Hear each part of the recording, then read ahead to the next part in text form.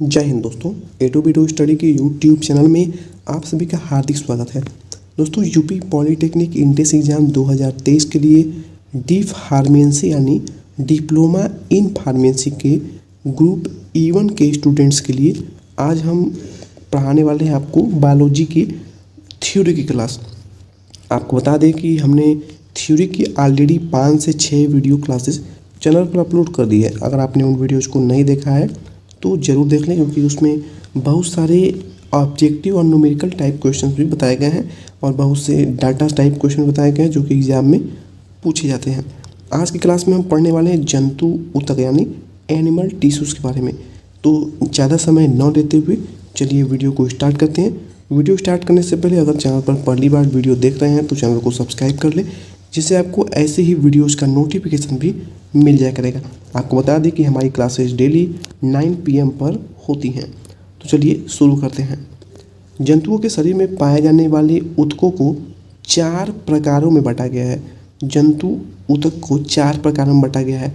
आपको बता दें कि ऊतक जो है वो मुख्य रूप से 2 प्रकार के होते हैं, एक जंतु ऊतक और एक पादप ऊतक। जंतु ऊतकों को 4 प्रकारों में बांटा गया है। कौन कौन से? एक है आपका उपकला ऊतक यानी एपिथेलियल टिश्यू, 2 है आपका संयोजी ऊतक यानी कनेक्टिव टिश्यू, और तीसरा है पेशीय ऊतक यानी मसल टिश्यू, और चौथे नंबर पर है तंत्रिका ऊतक यानी नर्वस टिश्यू। अब देखिए उपकला टिश्यू क्या है। तो देखिए एपिथेलियल टिश्यू यह ऊतक जंतु की बाहरी, भीतरी या फिर स्वतंत्र जगहों पर पाए जाते हैं। यह शरीर के कई महत्वपूर्ण अंगों में भी पाया जाता है, जैसे कि त्वचा की बाहरी जो सतह है, आपके शरीर की जो बाहरी सतह है ना, या फिर हृदय या फिर फेफड़े की, या फिर वृक्क या यकृत एवं जनन ग्रंथियों की जो भीतरी सतह है, ये सभी के सभी उपकला टिश्यू के ही बने होते हैं, यानी एपिथेलियल टिश्यू के ही बने होते हैं। अभी इनसे इनका निर्माण होता है। ठीक है, तो आप समझ गए होंगे। इसके बाद आता है आपका संयोजी ऊतक। संयोजी ऊतक यानी कनेक्टिव टिश्यू। यह ऊतक शरीर के विभिन्न सभी अन्य ऊतकों तथा अंगों को आपस में जोड़ने का कार्य करता है। संयोजी, जैसा कि आपके नाम से इसके स्पष्ट हो रहा है, संयोजी यानी आपके शरीर में, आपके पैर में, जैसे आपके जांघ हो गया, नीचे का आपका पैर दूसरा भाग हो गया, ठीक है, जैसे कि आप घुटने के नीचे के भाग को देख लीजिए, तो घुटने के माध्यम से आपके शरीर के पैर के नीचे के भाग को और जांघ को आपस में जोड़ने का जो कार्य करता है वो संयोजी ऊतक वहाँ पे यूज होता है। ठीक है, तो उम्मीद है आप ये भी समझ गए होंगे। इसके बाद आपका आता है तरल संयोजी ऊतक, जो कि आपके संयोजी ऊतक में ही आता है, संयोजी ऊतक के प्रकार में आता है। इसे तरल संयोजी ऊतक क्यों कहते हैं? रक्त यानी संवहन के कार्य में भी सहायक होता है तथा यह शरीर के तापमान को नियंत्रित करता है। जो रक्त है ना, ब्लड जो है, हमने पिछली वीडियो में भी ब्लड के बारे में बहुत ही बेहतरीन क्लास के माध्यम से आपको बहुत चीज़ें बताई थी, यानी ब्लड के बारे में एवरीथिंग आपको बता दिया था। तो ये भी एक प्रकार का ऊतक ही है। संयोजी ऊतक 2 प्रकार के होते हैं। जो आपके संयोजी ऊतक है ये 2 प्रकार के होते हैं। कौन कौन से? पहला है आपका टेंडन यानी MTB, और दूसरा लिगामेंट यानी BLB। MTB यानी मसल्स टू बोन, यानी जो टेंडन संयोजी ऊतक है ना, यानी जो टेंडन कनेक्टिव टिश्यू है, ये मसल्स और बोन्स के बीच में पाया जाता है। कहाँ पाया जाता है?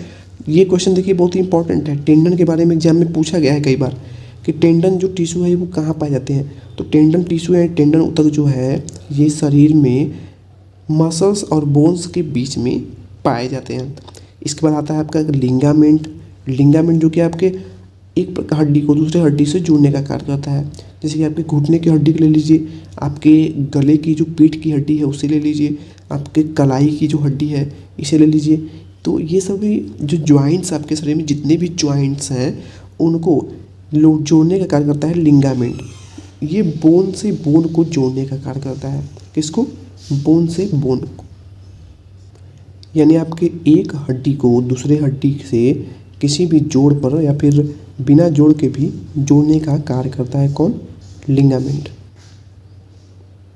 दोस्तों, इसके बाद आता है ऊतक के प्रकार में पेशीय ऊतक यानी मसल्स टिश्यू। इसे संकुचनशील या कंट्रैक्टाइल टिश्यू भी कहते हैं। शरीर का सभी पेशियाँ इसी ऊतक से मिलकर बनी होती है। जो आपकी जितनी भी पेशियाँ हैं ना शरीर की, वो इसी मसल टिश्यू से ही मिल कर के बनी होती हैं। इसका नाम ही है मसल टिश्यू। तो जितनी भी पेशियाँ हैं इसके प्रकार देख लेते हैं। तो प्रकार जो है ये देखिए 2 प्रकार की होती हैं। एक आपका होता है रेखीय ऊतक यानी अनस्ट्रक्चर्ड, और दूसरा आता है आपका स्ट्रिप्ड। कौन कौन से इसके प्रकार हैं? अरेखीय और रेखीय। यह पेशी ऊतक उन अंगों की दीवार पर पाया जाता है जो अनैच्छिक रूप से कार्य करते हैं। ठीक है, जैसे कि आहार नली, रक्त वाहिनी। यहाँ पे एक क्वेश्चन आता है क्या कि अनैच्छिक क्या है? पेशियाँ जो है इसमें 2 प्रकार की होती हैं, एक ऐच्छिक पेशियाँ और एक अनैच्छिक पेशियाँ। इन दोनों में अंतर क्या है, क्योंकि आपको पता होना चाहिए। देखिए, ऐसी पेशियाँ जिन पर हमारा कंट्रोल होता है। यहाँ पर क्वेश्चन ये भी बनता है कि ऐच्छिक क्रिया क्या है, अनैच्छिक क्रिया क्या है। तो ऐसी क्रिया जिस पर हमारा नियंत्रण हो, जैसे कि हम बोल रहे हैं तो हमको नियंत्रण है कि हमें कब बोलना है और कब चुप हो जाना है, कब शांत हो जाना है। हमें हाथ को कब हिलाना है, हम अपने हाथ को अपनी इच्छा अनुसार हिला सकते हैं। लेकिन अगर आपसे पूछा जाए, ये सब ऐच्छिक क्रिया के उदाहरण होंगे। ऐच्छिक पेशियाँ ये सभी हमारी हैं। जैसे हाथ को हम हिला पा रहे हैं, चाहकर बोल पा रहे हैं, तो ये सब ऐच्छिक पेशियाँ हैं। लेकिन अगर हम अनैच्छिक की बात करें, जिस पर हमारा कोई भी नियंत्रण न हो, उसे हम अनैच्छिक कहते हैं। जैसे कि पलक का झपकना। पलक अगर झपक रहा है, उस पर आप कंट्रोल नहीं कर सकते, वो अपने आप झपक जाता है। इसके साथ साथ सांस लेना, सांस भी एक प्रकार से आप लेते रहते हैं, एक प्रकार की ऐच्छिक क्रिया है, सॉरी अनैच्छिक क्रिया है। इसके बाद छींक आना, क्या आप छींक को रोक सकते हैं? बिल्कुल नहीं। खाना खाने के बाद डकार आना, क्या आप रोक सकते हैं? ये सभी अनैच्छिक क्रिया है। उसी प्रकार अनैच्छिक पेशियाँ भी होती हैं। जैसे कुछ पेशियाँ शरीर में ऐसी पाई जाती हैं जो बिना उस पर कोई कंट्रोल किए वो स्वतः कुछ न कुछ करती रहती हैं, समझ रहे हैं? तो ये सभी आपके अनैच्छिक पेशियों के उदाहरण हैं। रेखीय क्या है? ये पेशियाँ शरीर के उन भागों में पाई जाती हैं जो इच्छानुसार कार्य करती हैं। जैसे आँखों की पलकें, हमने आपको एग्जाम्पल बताया था अभी, और जीभ आपका है। ये सभी क्या है? ये सभी आपके इच्छा अनुसार ही कार्य करते हैं। आप जीभ निकालेंगे तभी निकलेगा, ऐसे नहीं निकलेगा। तो इस पर आपका कंट्रोल है वो ऐच्छिक हुई। प्रायः इन पेशियों के 1 या 2 सिरे रूपांतरित होकर टेंडन के रूप में अस्थियों से जुड़े होते हैं। जो आपके रेखीय या फिर अरेखीय पेशियाँ हैं ना, इनके 1 सिरे या फिर 2 सिरे रूपांतरित होकर टेंडन के रूप में अस्थियों से जुड़े होते हैं। जैसे आप जीभ को ही ले लीजिए। जीभ जो आपका है वो, इसका अंदर का भाग आपके शरीर से जुड़ा होता है, पर बाहर का भाग जो है वो जुड़ा नहीं होता है। इसके बाद अगला जो आता है पेशियों में, वो आता है हृदय पेशी। ये क्या है? इसका नाम ही है हृदयक पेशी यानी कार्डियक मसल। तो आपके हृदय में पाया जाता है। ये पेशियाँ केवल हृदय की दीवारों में पाई जाती हैं। हृदय की गति इन्हीं पेशियों के कारण होती है, जो बिना रुके पूरे जीवन भर कार्य करती हैं। अगर ये रुक गई तो सांसें रुक जाएंगी, सांसें रुक जाएंगी तो आप चले जाएंगे। कहाँ चले जाएंगे ये आप जानते हैं। नोट की बातें हैं कि जीभ यानी टंग जो आपकी है, मानव शरीर की एकमात्र ऐसी पेशी है जो एक सिरे पर जुड़ी हुई होती है तथा दूसरे सिरे पर जुड़ी नहीं होती है। जीभ को बाहर निकालिए, कहीं जुड़ा हुआ है? नहीं जुड़ा हुआ है, लेकिन अंदर का भाग जुड़ा हुआ है। चौथा पॉइंट आता है तंत्रिका ऊतक यानी नर्वस टिश्यू। जीवों का तंत्रिका तंत्र इन्हीं ऊतकों का बना होता है। जीवों का जो तंत्रिका तंत्र है वो नर्वस टिश्यू का बना होता है, जिसे चेतना ऊतक भी कहते हैं। अब ये 2 कोशिकाओं से मिलकर बना होता है। कौन कौन से? पहला आपका है न्यूरॉन और दूसरा न्यूरोग्लिया। न्यूरॉन और न्यूरोग्लिया। देखिए, शरीर में लगभग 650 पेशियाँ होती हैं। अगर आपसे क्वेश्चन पूछा जाए कि मानव शरीर में कुल कितनी पेशियाँ होती हैं, तो एकदम गांठ बांध लीजिए कि मानव शरीर में कुल 650 पेशियाँ होती हैं। शरीर में सबसे बड़ी पेशी जो है वो कूल्हे की ग्लूटियस मैक्सिमस होती है।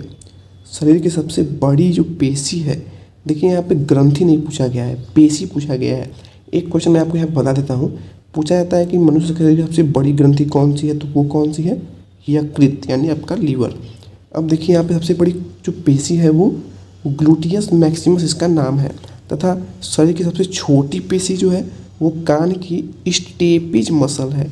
स्टेपिड्स जो है ये आपके कान की एक हड्डी होती है जो सबसे छोटी होती है, जो स्टेप्स बोन से जुड़ी होती है, जो शरीर की सबसे छोटी हड्डी है। ठीक है, इसे स्टेपिज के नाम से भी जाना जाता है।